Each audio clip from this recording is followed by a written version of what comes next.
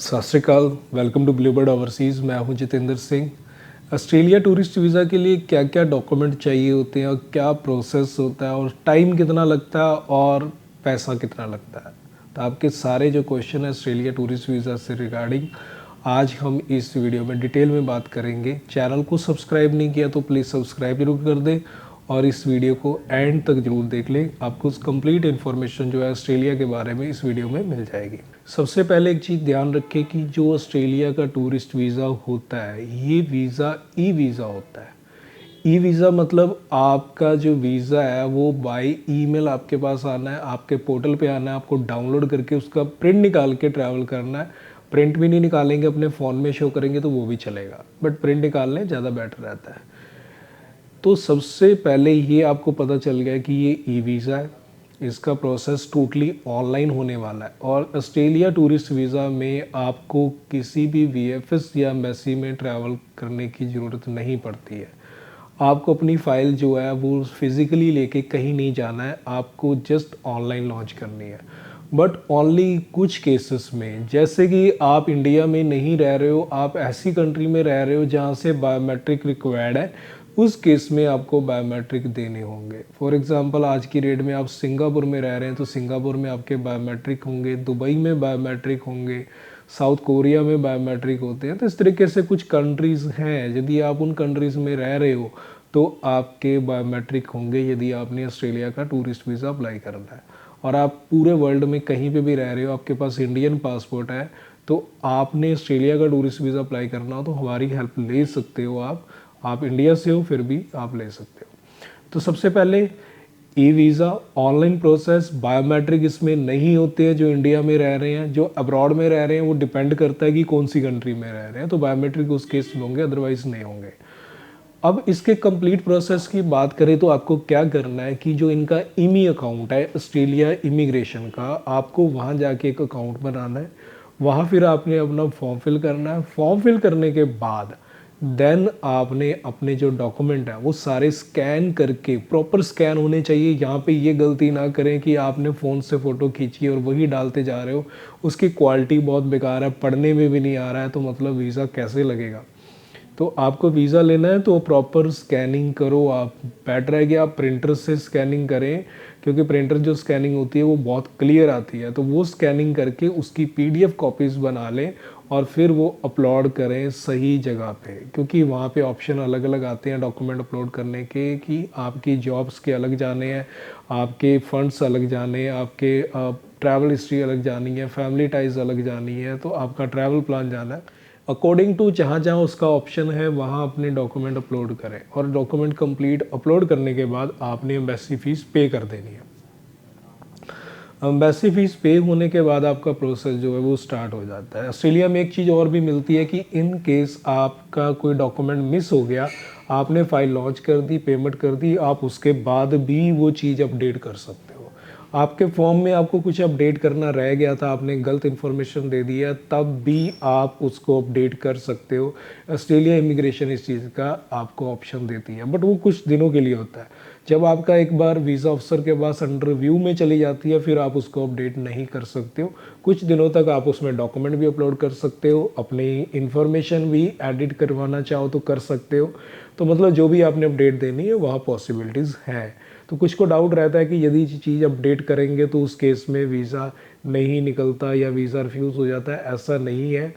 तो कई बार कोई चीज़ मिसिंग है, आप उसको अपडेट करो, वो वीज़ा अफसर के पास पहुंचेगी। आपके कहीं पे एडिट रिक्वायर्ड है, आप even phone number, email ID या एड्रेस तक उसमें चेंज कर सकते हो। आपका पासपोर्ट नंबर गलत चला गया वो आप वहाँ पे अपडेट कर सकते हो। तो कोई स्पेलिंग मिस्टेक हो गई है नाम में, वो मिस्टेक आप जो है वो भी आप अपडेट कर सकते हो। बट मैं रिकमेंड करूँगा कि आप अपनी लॉन्च करने से पहले रीचेक अपनी फ़ाइल ज़रूर करें, क्योंकि रीचेक आप करते हो तो उसमें कोई भी मिस्टेक ना हो, एरर ना आए। क्योंकि कई बार क्या होता है कि आपने अपनी फ़ाइल लॉन्च करी और रिज़ल्ट कई बार विद इन 2 और 3 डेज़ भी आ जाते हैं, तो उस केस में आपको अपडेट करने का टाइम नहीं मिलेगा। तो इसलिए अपनी पहली एप्लीकेशन इस तरीके से करो कि आपको अपडेट की रिक्वायर्ड ना हो। तो इस तरीके से हमने फ़ाइल लॉन्च कर दी और उसके बाद वीज़ा रिज़ल्ट के लिए वेट करना है। वीज़ा रिज़ल्ट मैक्सिमम जो आज की डेट का जो ट्रेंड है वो लगभग 15 डेज़ में वीज़ा आ जाता है। तो ये एक कंप्लीट प्रोसेस हो गया। तो वीज़ा आपको बताया कि ऑनलाइन आना है और वैलिडिटी डिपेंड करती है, बट मैक्सिमम आज की डेट में जो वीज़ाज़ आ रहे हैं वो 3 ईयर के आ रहे हैं और मल्टीपल एंट्री आ रहे हैं, और एक सिंगल स्टे में आप 3 महीने तक रुक सकते हो। तो ये कंप्लीट प्रोसेस है। अब बात आती है डॉक्यूमेंट की, डॉक्यूमेंट क्या क्या लगने हैं। जब आप डॉक्यूमेंट की बात करते हो तो सबसे इंपॉर्टेंट जो डॉक्यूमेंट आता है वो आता है आपके इनकम प्रूफ, क्योंकि आपको अपने फाइनेंशियल और इनकम टाइज इंडिया में दिखाने होंगे बेटर वाले, कि आपकी बेटर इनकम टाइज है, यानी आपकी इनकम अच्छी है।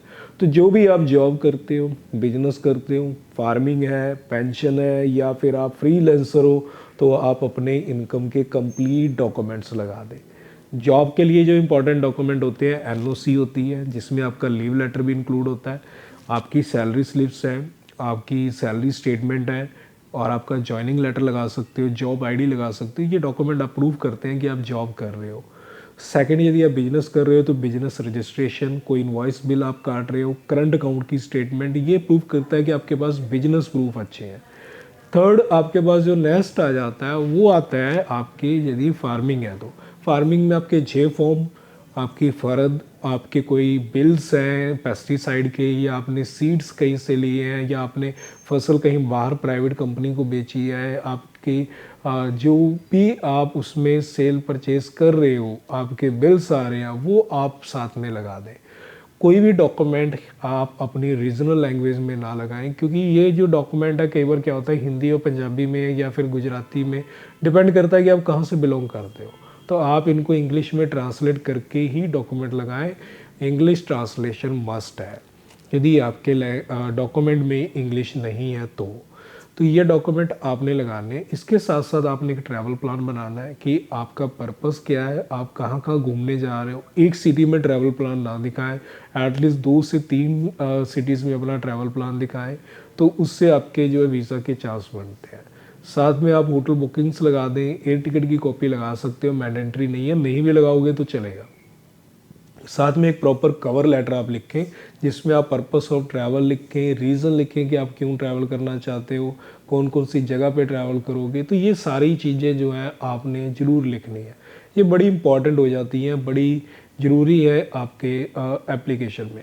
तो बाकी अगर आपकी जॉब है, फ्रीलांसर हो, तो आप जो भी आपका वर्क कॉन्ट्रैक्ट है, आपको पेमेंट मोड है, तो वो उसके प्रूफ आप साथ में लगाएं। जो भी आपने प्रोजेक्ट किए हैं उसके कोई प्रूफ हैं आपके पास, ईमेल प्रूफ है तो वो आप साथ में लगा दें, जिससे कि आप प्रूफ कर सको कि आप फ्रीलांसर में काम करते हो। तो इसी तरीके से जो भी आपका काम है उसके जो इम्पोर्टेंट डॉक्यूमेंट होते हैं वो इनकम प्रूफ में जरूर लगाएं। तो साथ में अभी टाइम जो है वो 10 से 15 दिन का आज की डेट में लगता है। बाकी का वीज़ा है वो टाइमिंग जो होती है नॉर्मल 42 2 मंथ तक भी जा सकती है, डिपेंड करता है एम्बेसी में रश कितना है। बट अभी जो टाइम लग रहा है वो 15 डेज़ के आसपास लग रहा है। तो आने वाले टाइम में ये बढ़ भी सकता है और कम भी हो सकता है। और अभी कोस्ट की बात करें तो कोस्ट इसमें बहुत ज़्यादा नहीं आती है। अप्रॉक्स इंडियन रुपीज़ में बात करें तो 11,000 के आसपास एम्बेसी फीस आपकी आती है। 190 ऑस्ट्रेलियन डॉलर के आसपास एम्बेसी फीस है, तो ये आपको पे करनी होती है। या आप खुद एप्लीकेशन करते हो तो आपको जस्ट 11 साढ़े 11,000 रुपये इंडियन रुपीज़ में एम्बेसी फीस पे करनी है, जो आपके कार्ड से जाती है। डिपेंड करता है कि उस दिन जो ऑस्ट्रेलियन डॉलर का रेट कितना है। उसके बाद यदि आप किसी की सर्विस लेते हो तो उनके अपने नॉर्मल से जो भी चार्जेस हैं वो हो सकते हैं। तो डिपेंड करता है कि चार्जेस कितने हैं। तो ये है कंप्लीट ऑस्ट्रेलिया का टूरिस्ट वीज़ा का प्रोसेस। तो उम्मीद करते हैं काफ़ी इन्फॉर्मेशन आपको मिली होगी जो आपकी हेल्प करेगी वीज़ा अप्लाई करने में। तो मिलते हैं फिर एक नई वीडियो में नई इन्फॉर्मेशन के साथ। सत श्री अकाल।